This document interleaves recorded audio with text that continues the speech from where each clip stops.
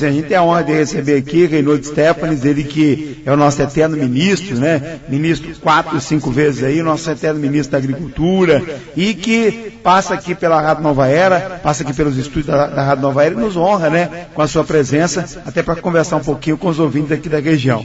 Reinhold Stefanes, primeiramente, boa tarde. Boa tarde, Benimbal. É um prazer estar aqui com você.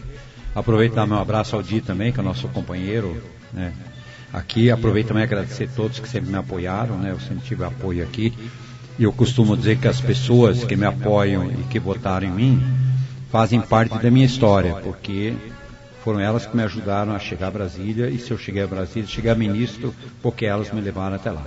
4 vezes? 5 vezes? Não, foi 4 vezes. 4 vezes, né? Primeiro foi ministro? Eu fui ministro do Trabalho, fui 2 vezes ministro da Previdência Social, e fui uma vez ministro da Agricultura, que foi agora no governo Lula. Na história política do Brasil, nós tivemos uma só pessoa ministro assim tantas vezes? Olha, eu acho que sim. Mas, por exemplo, pessoas que participaram de 3 governos seguidos como ministro, eu acho que eu sou o único. Porque eu fui ministro do Fernando Collor de Mello, depois logo em seguida o Fernando Henrique Cardoso, que era de partido diferente, era absolutamente diferente, e depois do Lula, que assumiu no lugar do Fernando Henrique Cardoso. Ou seja, eu fui de 3 governos seguidos as 3 últimas vezes que eu fui ministro. Uma outra foi antes disso. Agora, em política a gente tem muito essa questão de força política, de partido, mas temos também a questão técnica, que é você entender de um assunto, poder administrar aquela situação. Acho que esse foi um dos fatores importantes, né? Eu sempre fui um técnico, eu sempre fui um profissional. Quer dizer, antes de tudo, sou técnico, sou profissional. Tanto que eu fui ministro de governos de partidos absolutamente diferentes. Assim como eu também trabalhei aqui no Estado com governos também diferentes. Eu fui secretário do Ney Braga, da Agricultura, depois fui presidente do Banco do Estado do Jaime Lerner, e depois eu fui secretário de Planejamento do governo Roberto Requião. Ou seja, governos absolutamente diferentes. Então eu sempre sou convidado como técnico, como profissional. Embora, na maioria das vezes, eu era deputado, mas quando eu assumo o cargo, eu esqueço que eu sou deputado, eu esqueço o partido e sei que eu tenho que me dedicar àquela função, àquela tarefa que me deram. Por isso que eu nunca tenho problema. Agora, nessa carreira como deputado federal, a gente observa que o Reinhold se apaixona por certos temas e vai profundamente, estuda, né, tenta fazer desses projetos o melhor possível para a comunidade. Um exemplo é o Código Florestal, que está aí, foi lançado um livro, né, do Código Florestal, do Reinhold Stefanes. Então é aprofundar num assunto para poder oferecer o que há de melhor para a comunidade, né? Eu acho que um dos erros é quando o deputado tem que tratar de todas as coisas de uma vez só, aí acaba não tratando de nada. Então é melhor a gente focar em algumas coisas que a gente considera que são importantes, né? E aliás, eu sempre, quando administro, faço isso. Eu escolho 4, 5, 6, 8 pontos e me dedico a esses 4, 5, 8 pontos, né? E aí eu me fixo e persigo esses pontos até conseguir resolver. Então, no caso, nesse momento, eu me dedico muito a 2 questões básicas, né? Uma é essa questão ambiental, florestal, Código Florestal, né? Então, eu, efetivamente, me apaixonei pelo tema e sou apaixonado pela agricultura. E a outra questão que eu trato muito é essa questão de fertilizantes também, que é uma outra coisa que também estudei profundamente. Talvez seja uma das pessoas hoje no Brasil que mais entenda e conheça esse assunto em termos, vamos dizer, em termos gerais, em termos de macroeconomia, né? Em termos do que nós importamos, de jazidas que nós temos, o que precisamos fazer para aumentar a produção interna de fertilizantes. É pouco hoje? É muito pouco. Bom, o Brasil ele depende em quase 70% do fertilizante que nós usamos, colocamos na nossa terra, é importado, vem de outros países. Preguiça de produzir ou tem algo que impede mesmo? Não, temos vários problemas que impedem. Quer dizer, primeiro dizia-se que o Brasil não tinha, por exemplo, potássio, porque os elementos básicos para o fertilizante é o fósforo, é o potássio e são os nitrogenados. São esses 3 os básicos, né? E o Brasil, no caso do potássio, que é o fertilizante mais caro que existe, nós importamos 91%. Então se imagine sair lá da Rússia ou da Ucrânia, colocar no navio, atravessar o oceano todo, chegar no porto de Paranaguá, esperar quase 10 dias para descarregar. E é o tempo mais ou menos que os navios esperam, por falta de estrutura do porto. E tudo isso está sendo pago.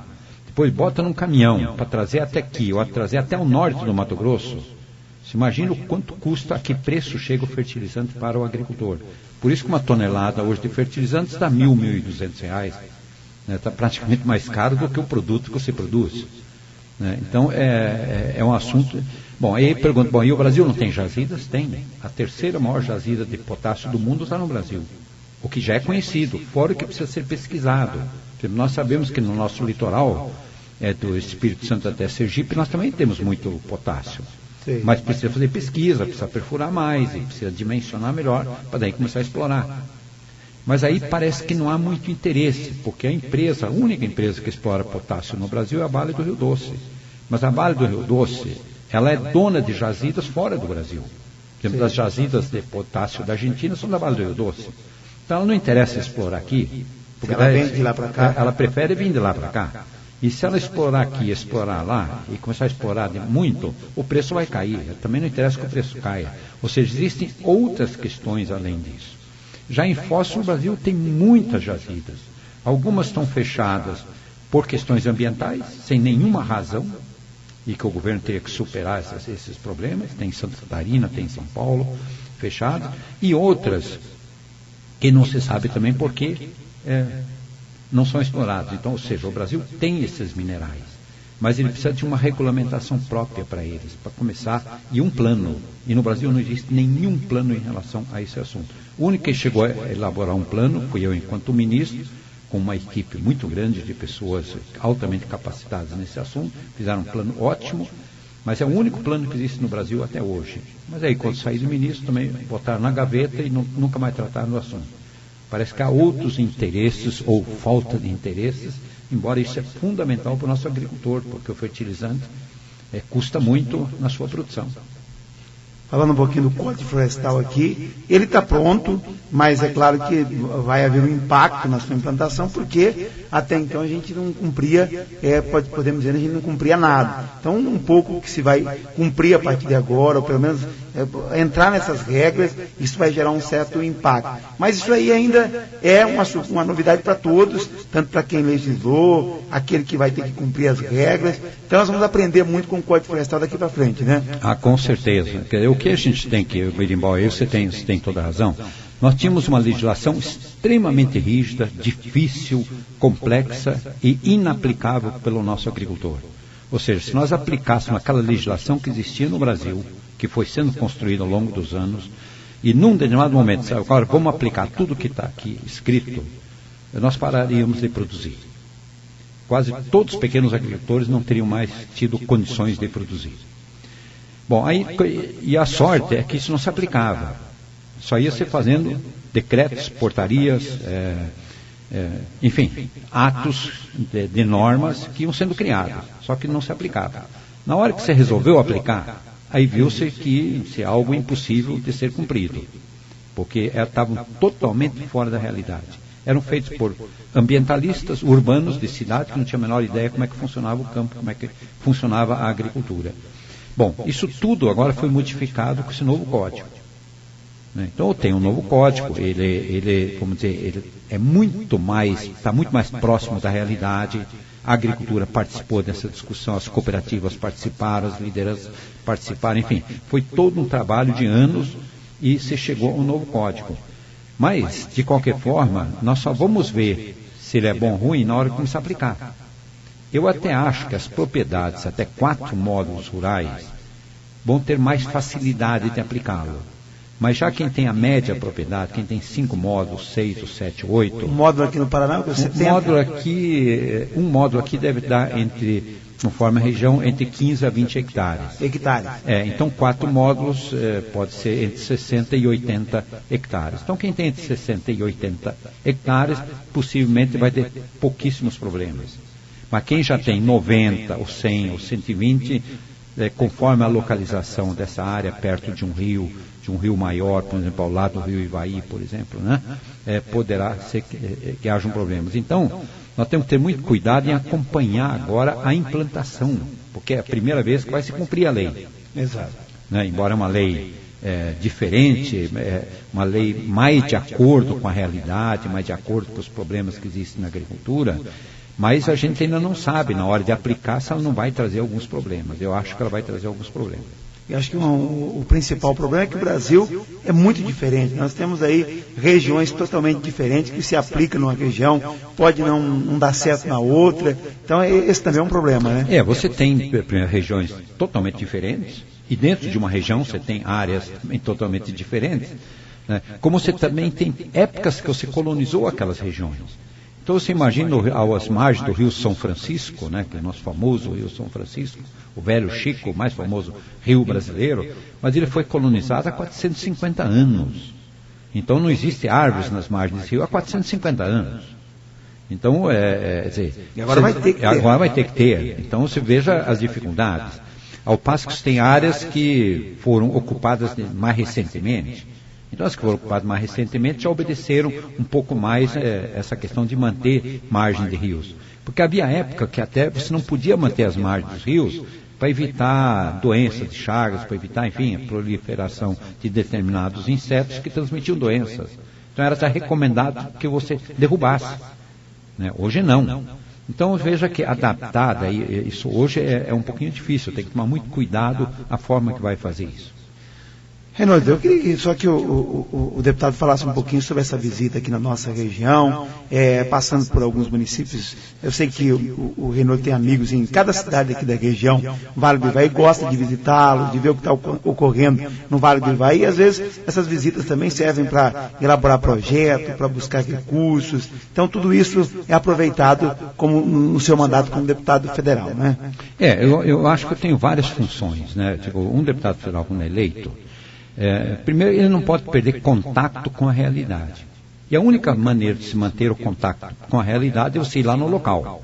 Quer dizer, não adianta ninguém me dizer que o Rio Amazonas é largo, e muito largo, eu só vou sentir isso se eu for lá ver o Rio Amazonas, né? Então, a agricultura, não adianta dizer se a agricultura está indo bem ou está mal, só porque eu leio nos jornais, ou porque eu telefono com alguém. Não, você tem que ir lá, ver a realidade, tem que conversar, tem que discutir. Então, normalmente, quando eu vou para o interior, ontem, por exemplo, eu estava em Astorga, ontem à noite, com o presidente do Sindicato Rural de Astorga e muitos agricultores. Então, a gente aproveita, reúne, conversa, ouve. Então, é uma forma que vamos dizer, um parlamentar, um deputado tem de se manter atualizado, de não perder a referência com a realidade. Porque senão você vai lá para Brasília fica muito longe, né? E aí você vive um mundo diferente, que não é o mundo real, né? Que é o Brasil que efetivamente produz. Então você tem que ir lá. Então, sobre esse aspecto é muito importante. Por outro lado também, uma das funções que o deputado tem, que não é uma função que a lei manda, mas ele tem que atender os municípios onde tem voto, porque os municípios, infelizmente, pela forma que da estrutura da Federação Brasileira, os municípios dependem muito de recursos do Estado ou do governo federal. Então a gente tem que ajudar. Há pouco eu estive em Caloré e a gente estava vendo. Para Caloré eu consegui motoniveladoras, eu consegui retroescavadeiras. Na época da Dinanca mesmo. Na época da Dinanca, principalmente, eu consegui patrulhas mecanizadas. Quer dizer, não é que eu consegui, eu ajudei eles a conseguir isso, né? Mas para o município isso é extremamente importante, né? Porque você melhora as estradas, atende melhor o pequeno agricultor, enfim. Então isso é importante. Então o deputado ajuda também a fazer esse meio campo, né? Além do que, existe uma outra razão, quer dizer, você visitar os amigos que você vai fazendo ao longo da tua vida. Eu posso dizer que se eu chego aqui, o dia eu considero um amigo afetivo, um amigo que eu quero ir na casa dele, tomar um café, que eu quero vê-lo, né? Assim como quando ele se encontra comigo, eu recebo também na minha casa, o Adnan, que você acabou de citar ali de Caloré. Quer dizer, são pessoas com as quais você começa a ter uma interação mais forte, não é só uma interação política, uma interação efetivamente entre duas pessoas, né? Ou entre as pessoas. E assim, de maneira geral, com os eleitores, né? Pelo menos eu tenho esse comportamento. E agora aqui só o espaço para que o Reinaldo possa desejar um Feliz Natal e um Feliz Ano Novo. A gente sempre fala, às vezes, da boca para fora. O ano que vem vai ser um ano de boas perspectivas, de realizações. A gente pode afirmar, nesse 2012 que 2013, vai ser realmente um ano melhor? Qual que é a expectativa do Reinaldo? Bom, veja bem, primeiro, claro que nós sempre temos que ter esperança, sempre temos que acreditar que o ano seguinte vai ser melhor, né? Mas também nós não podemos perder o contato com a realidade. Quer dizer, eu acho que, por exemplo, a agricultura vai bem. Eu acho que quem está plantando soja vai ganhar dinheiro. Por quê? Porque o mundo está precisando de soja, a China está precisando de soja, e por isso o preço está lá em cima. O mundo está precisando de carne de frango, está precisando de carne de suíno, em consequência está precisando de milho. E essa dificuldade aí que as granjas tiveram? Já vamos entrar nas granjas. Mas, quer dizer, então quem estiver plantando soja agora, depois vai colher a soja, né, se o clima ajudar, vai ganhar dinheiro. Quem plantar milho em seguida, possivelmente como safrinha, vai acabar sendo uma grande safra de milho, e se o clima também ajudar, vai ganhar dinheiro. Então, eu acho que para a agricultura, o próximo ano vai ser um ano bom. A única preocupação na agricultura é se produzir, se o tempo for bom. Se o tempo for bom, produziu, vai ganhar. Vai ter mercado. Vai ter mercado. Agora, eu já tenho preocupação, por exemplo, na área industrial. Acho que a indústria brasileira está perdendo a capacidade de competir com os outros países. Está ficando muito difícil. Veja que o Brasil esse ano está crescendo 1% só. Aqui na América do Sul, só o Paraguai está crescendo menos que o Brasil. E nós não estamos vendo perspectiva para que o ano que vem o Brasil venha a crescer muito mais do que esse 1 ou 2%. Isso é muito pouco. Então, na área industrial, efetivamente, a gente se preocupa. Eu acho que o Brasil não está fazendo o seu dever de casa. Eu acho que o governo não está agindo de forma correta. Acho que as políticas são muito de pequenas coisas e não as políticas que dê condições para que a indústria brasileira cresça, se desenvolva e tenha a capacidade de competir com os outros países. Já na agricultura é diferente. A agricultura, o mercado mundial está muito forte, está precisando de alimento, está precisando de comida, está pagando um preço bom. Então, isso, quer dizer, você acaba entrando nesse mercado. E temos poucos concorrentes. Porque quem é que concorre com o Brasil em soja? Só os Estados Unidos e a Argentina. Mas o mundo precisa mais soja do que Brasil, Estados Unidos e Argentina produzem. Então isso é bom. Né? Agora você me perguntou a questão do frango. Evidentemente, para quem produz frango, você tem que levar em consideração que você precisa de soja, farelo de soja, que precisa de milho. E que se esses dois produtos sobem muito de preço, isso acaba impactando o custo de produção do frango. Né? Então, as empresas que souberam prever isso e administrar bem isso não tiveram problema. Mas as empresas que ou cresceram muito rapidamente, ficaram muito grandes, né, imaginando que o mercado sempre iria crescer, e não se preveniram em relação a possíveis aumentos de custos de produção, no caso do milho, da soja, ou das rações que eles precisam, evidentemente passaram a ter problemas. Então você tem aí duas coisas. Quer dizer, se um lado ganha, outro lado às vezes pode ter problemas. Mas, além dessa questão, você também tem a boa ou má administração, ou boa ou má previsão da situação. Reinaldo, obrigado aqui pela sua participação. Se tiver mais alguma observação, pode ficar à disposição. Não, Berimbau, um grande abraço a você, um prazer efetivamente estar aqui com você, te dar esse meu abraço, dar um abraço carinhoso a todos, desejar a todos um Feliz Natal, um bom ano novo. Vamos esperar que o próximo ano seja melhor. Aqui é uma região agrícola, né? Eu acho que a agricultura está se desenvolvendo bem. Eu entrando aqui na cidade, a gente já vai vendo que tem novas construções, né? E quando você vai vendo novas construções, você vê que... Aqui entre Boa Safra e Cosmaltina, ali a Colômbia tem 18 milhões. Exatamente. Então você vê que a região está crescendo, o município está crescendo. Quer dizer, isso é muito bom. Então desejo a todos, né, um bom 2013.